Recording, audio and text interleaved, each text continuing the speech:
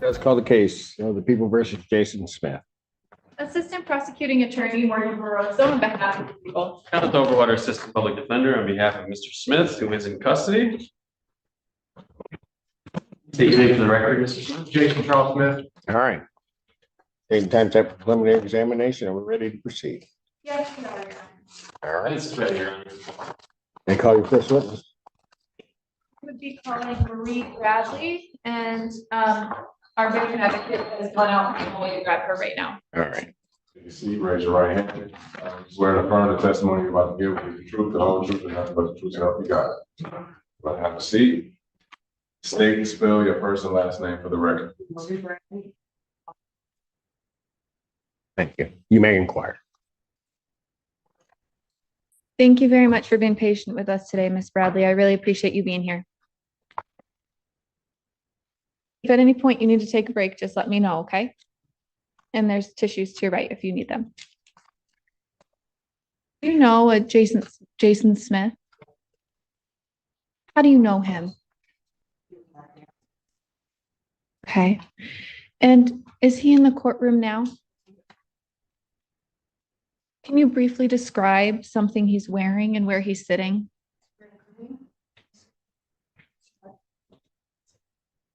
Your Honor, please let the record reflect that the witness has made an in-court identification of the defendant. Record shows so reflect without objection. I'm going to direct your attention to September 17th, 2023. Okay? Were you at 930 North Congress Street in Ypsilanti, Michigan, Washtenaw County at that time? On that date, did the defendant do something that made somebody call the police? Yes, struck me in the face. Okay.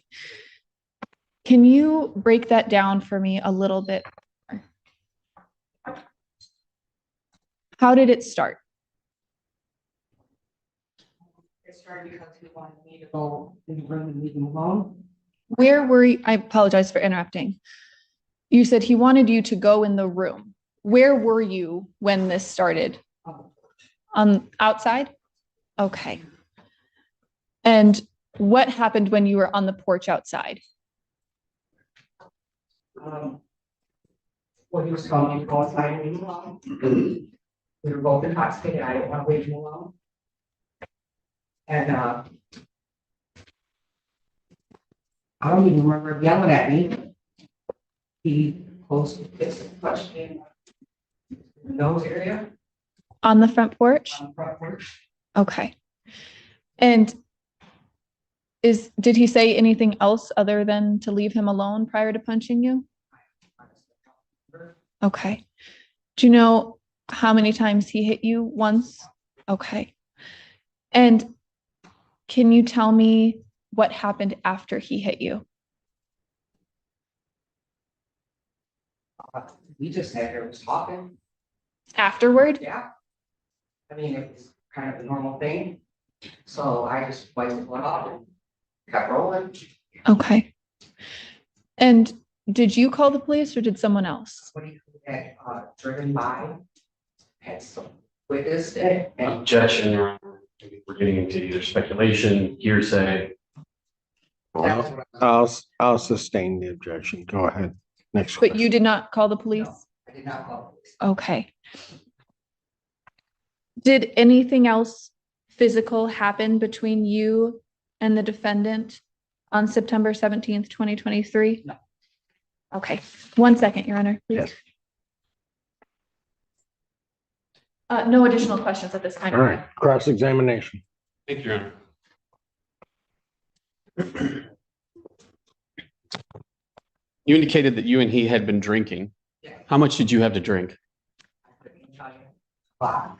When you say a lot, could you be more specific? I honestly don't remember. More than 5 drinks? Absolutely. More than 10 drinks? Probably up to 8. What were you drinking? It would have been whiskey and coke, Whiskey? or it was my car lemonade. Well, which one were you actually drinking that day? Oh, You don't recall what you were drinking. Were you using any other substances? No. Anything else? Were you using crack? So how much marijuana did you use? probably 2-3 rolls. grams. So you had 2 pre-rolls and at least 8 drinks. Yep. And those drinks might have been whiskeys. They might have been Mike's Hard Lemonades. Right. Yeah. Fair to say that you were intoxicated, Absolutely. highly intoxicated. Okay. So much so, in fact, that the police took you to the hospital, correct? Against your will. Yep, I made sure that he wasn't going to jail that day. So the police took you to the hospital because you were so intoxicated.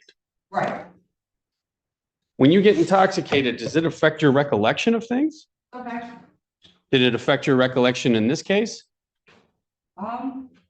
Yeah, up until about the punch.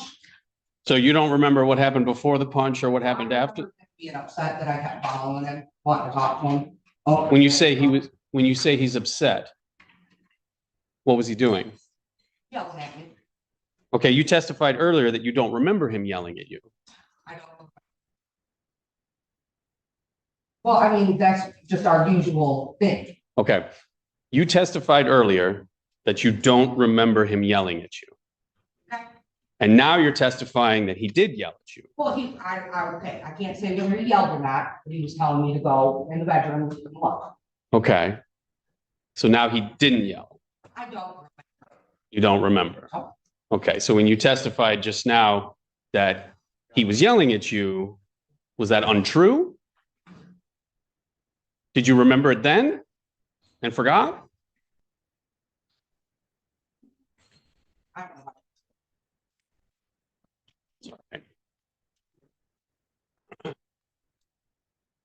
Did he, in the course of this incident, lock you out of the house? I don't remember on that day when they left that. No, I don't believe so. No? Do you recall if you tried to break into the house by popping open the front screen door and entering the residence? No, You don't recall, or that didn't happen? no, it didn't happen.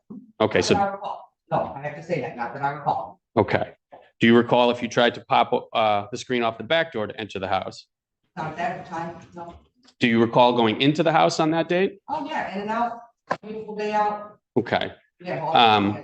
When you're intoxicated as you were on that day, do you ever fall down?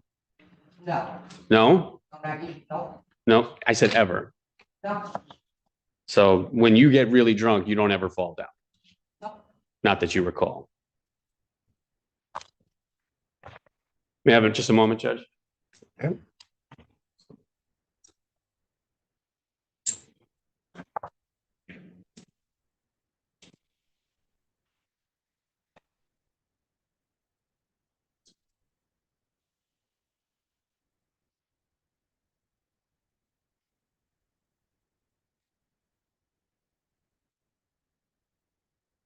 No further questions, Judge. Any redirect? You may step down. Thank you, ma'am. Thank you. Any additional witnesses for the people? No, Your Honor. Any witnesses for the defense?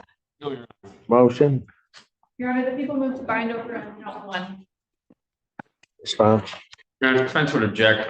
There's no evidence to support that there was anything, any injuries, there's no pictures, there's no testimony from any other witnesses to support that this even occurred. The complaining witness freely admitted she was extremely drunk.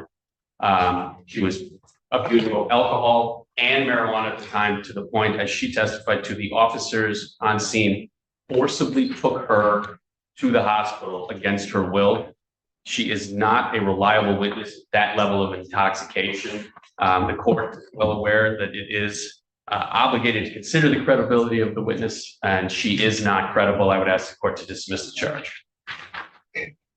Court does believe that it's an issue. It's a question of fact as to what she remembered. She clearly testified that the defendant punched her in the face, that she was bleeding. As to issues regarding her recollection of other parts of that event, again, those become, I think, issues of fact, weighing certainly on her credibility, but not to the extent that this court doesn't believe the people have met the burden of probable cause. So for those reasons, the court would bind the defendant over as charged. Now just see to the information, waive its formal reading. My client would stand mute. Defendant having waived formal reading, standing mute, court will enter not guilty plea. Pretrial will be set for 1:30 before Judge Slade, Monday. April 22nd, 2024, 1:30, Slay Monday. Thank you. Thank you, Your Honor. Yeah.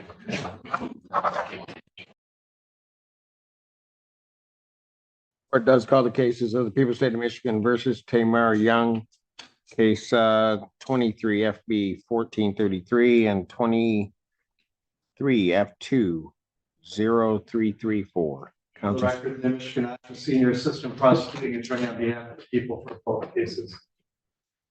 Good afternoon, Your Honor. Susan Longsworth on behalf of Mr. Young for the 23FB case.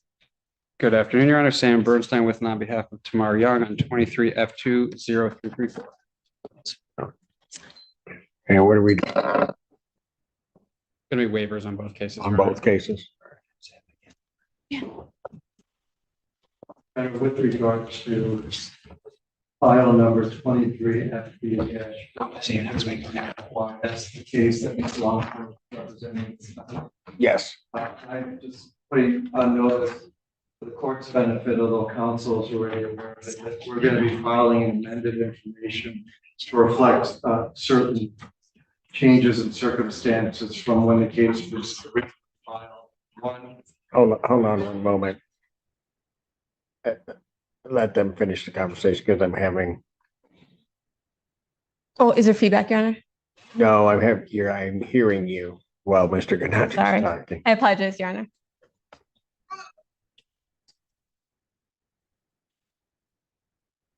Thank you, Your Honor. Go ahead, Mr.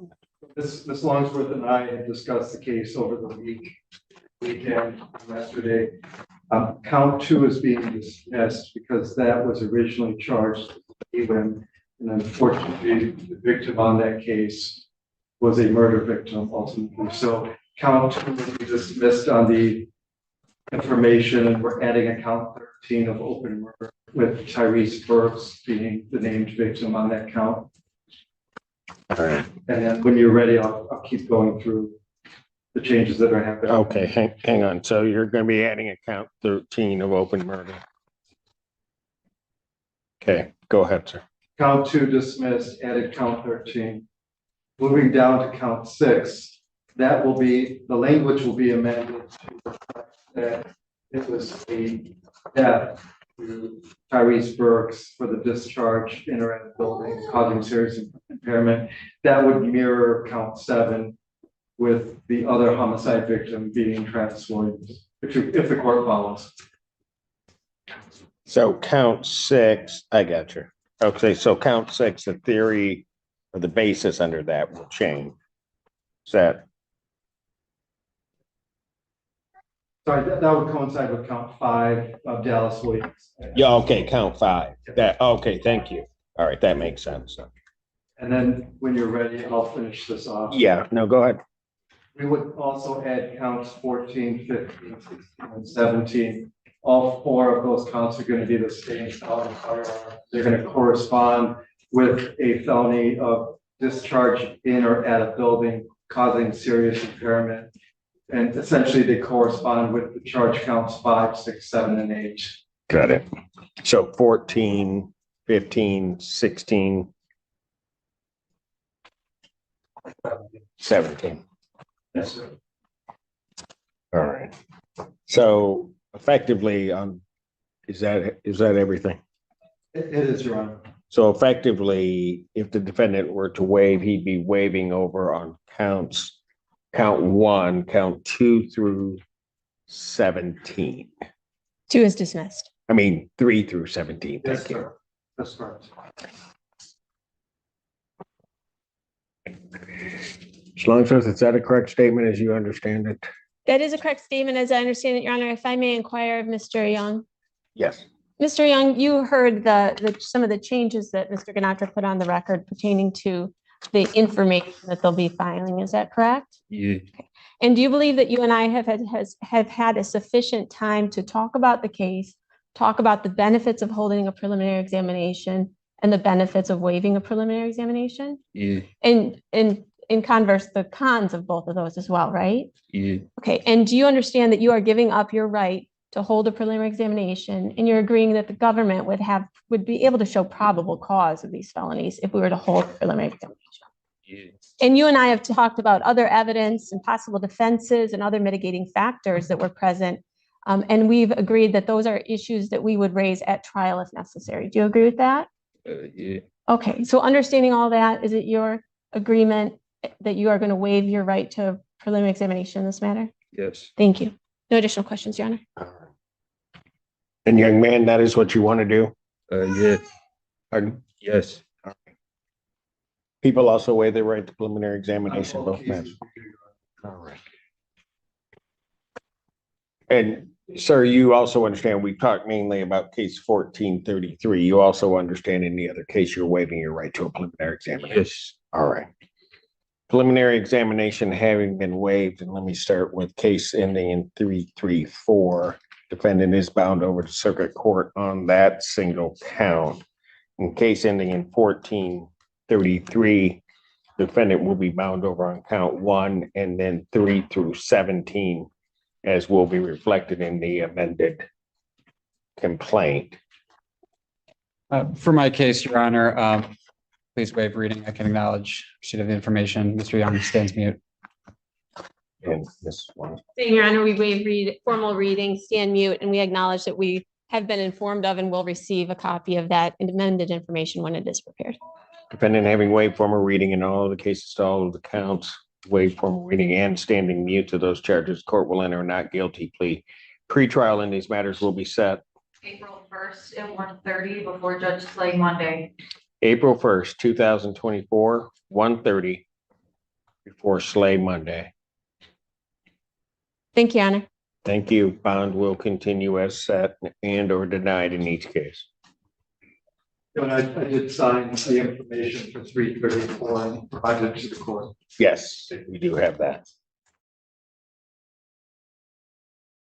Andrew Meyer on behalf of Major McIntyre. Mr. McIntyre, if you haven't done so already, please state your name for the record. Mazio McIntyre. Thank you. All right.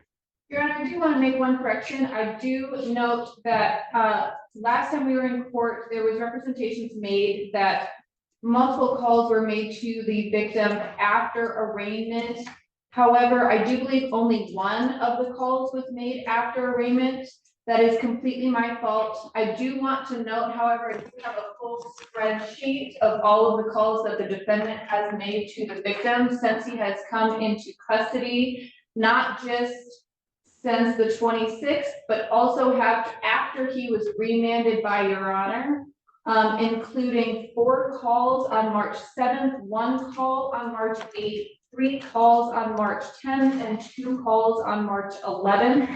I do also have an email from Lieutenant Arnett indicating that there were multiple inmates disciplined this weekend for letting the defendant use their PINs in order to contact the victim. I also have a couple transcriptions from the additional calls made between the 7th and the 11th of this month. I do want to apologize for that error with the dates. However, I do want to emphasize that our initial request for bond modification was not solely the result of the jail calls. We did feel that the initial bond being set was inappropriate because of the escalating pattern in this case, with the destruction of the same victim's property on January 7th, escalating to malabuse on January 9th, and then the actual act of physical violence that occurred at the end of February. So we were planning on making a bond argument even without the jail calls being in play.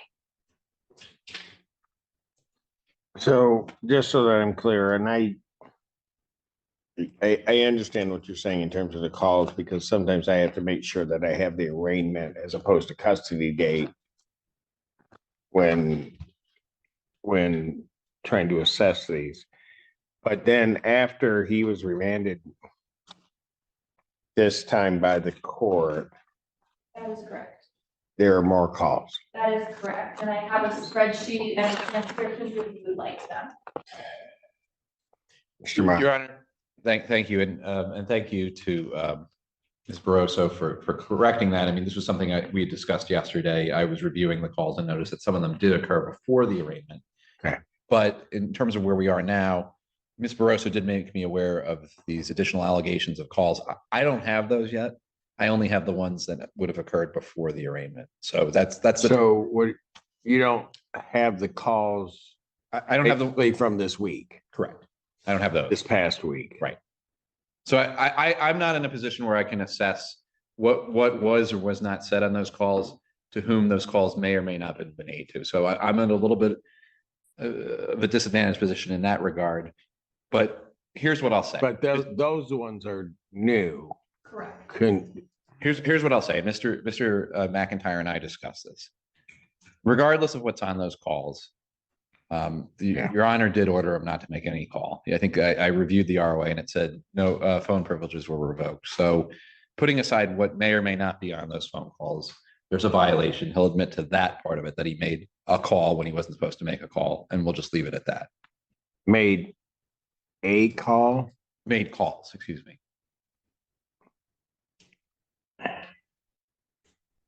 And that becomes part of my problem, part of my dilemma.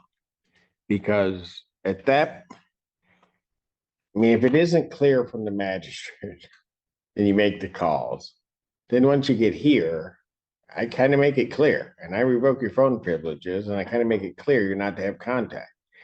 And even though I say it, write it, do that, you still just do it.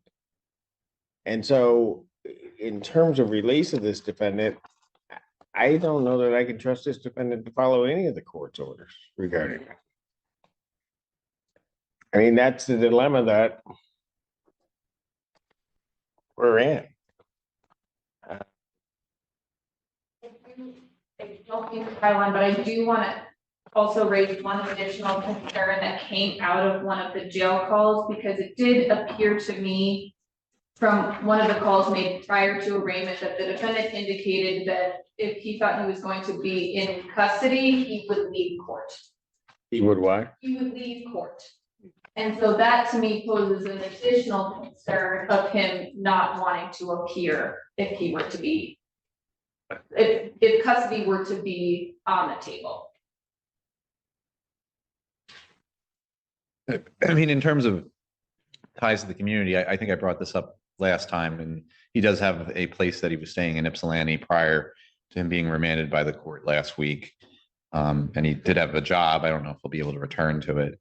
I was just in candor to the court, just trying to admit to what I think we can admit to at this point, which is that there were phone calls. I just don't know what the content of those calls are. Right. And Mr. Myers, I often have to indicate to people, for the purposes sometimes of these bond hearings, certainly I'm concerned about what the content may be, but a lot of times that content is really potentially being used for what might be additional charges or other motions if the victim doesn't appear or the like.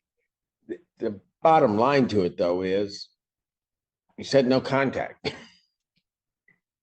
Right. And that I can't assess whether there was contact with an alleged victim or not at this point. I don't know that after arraignment. I don't have anything in front of me. I do have phone calls that. Do you, so, Spreadsheet right here to see it. Sure. But I didn't have it until. yeah, right. Is this your only copy? No, I have 3 if the court wants one too.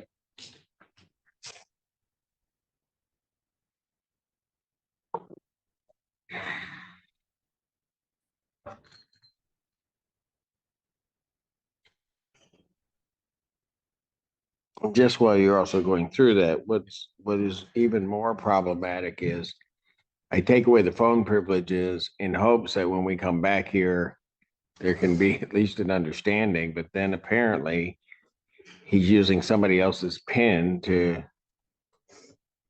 potentially try to access.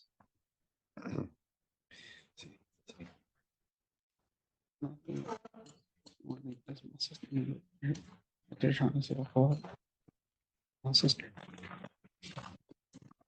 These ones.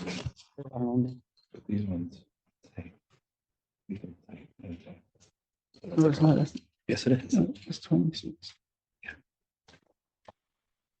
It's a problem. It's only them ones right there. Right.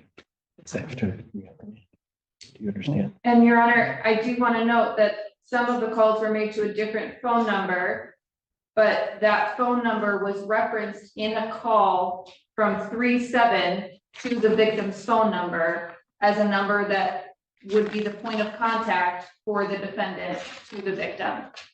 So that is how we have that information. And that is the number that the defendant was using. Inmate William McDonald, Kamani Hamilton, Rontrell Davis, and Dominic Kelly Payne's pins in order to contact. Excuse me, not Rontrell Davis or Dominic Kelly Payne. It was just William McDonald and Kamani Hamilton. He used Rontrell Davis and Dominic Kelly Payne's number or pins to contact the original phone number, just so we're clear.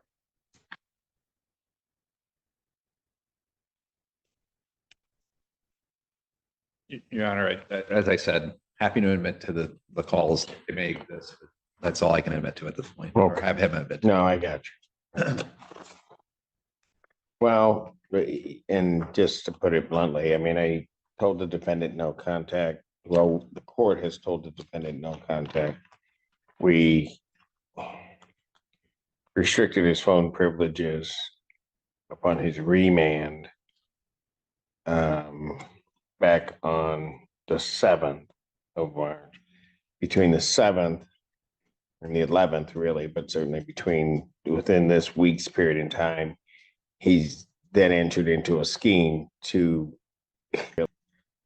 sort of thwart the court's order, both the original order as well as the new order that he not, that his phone privileges were revoked. So for those reasons, the defendant won't be released. The revocation of bond will continue. The defendant will stay in custody. You can bring it up with Judge Perry on his set on the 19th, so we can go from there. Thank you. He set this Tuesday for Yes, the 19th. preliminary.